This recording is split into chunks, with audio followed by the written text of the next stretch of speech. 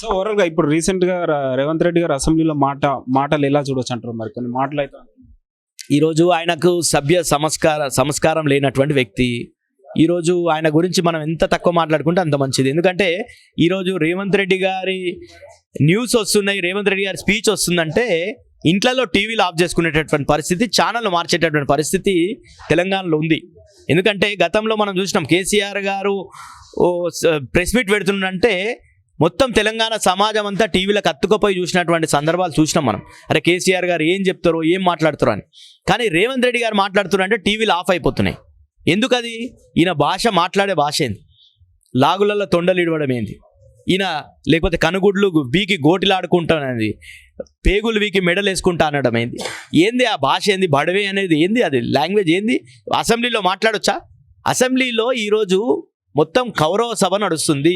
అది అసెంబ్లీ కాదు, అది రాజ్యాంగ ప్రకారం నడుస్తున్నటువంటి సభ కాదు. అది పూర్తిగా కౌరవ సభలాగా గతంలో పాండవులను ఏ విధంగా అవమానం పరిచినరో మనం చూసినాం చరిత్రలో.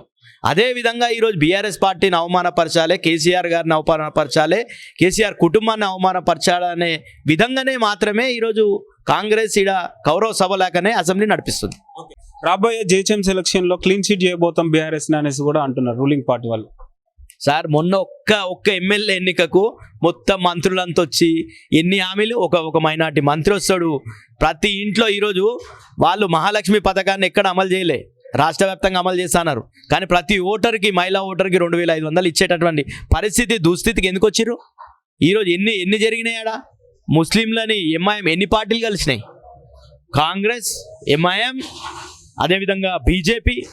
హిందువులను రెచ్చగొట్టే దాంట్లో ముస్లింలని కాంగ్రెస్ కేపీయడంలో బీజేపీ, ఇక టీడీపీ, చంద్రబాబు పార్టీ, ఇట్లాంటివి అన్ని కూటమి కట్టుకొని వచ్చినాయి బీఆర్ఎస్ పార్టీ మీద. అయినప్పటికీ ప్రజలు బీఆర్ఎస్ పార్టీకి మంచి ఓట్లు వేసారు.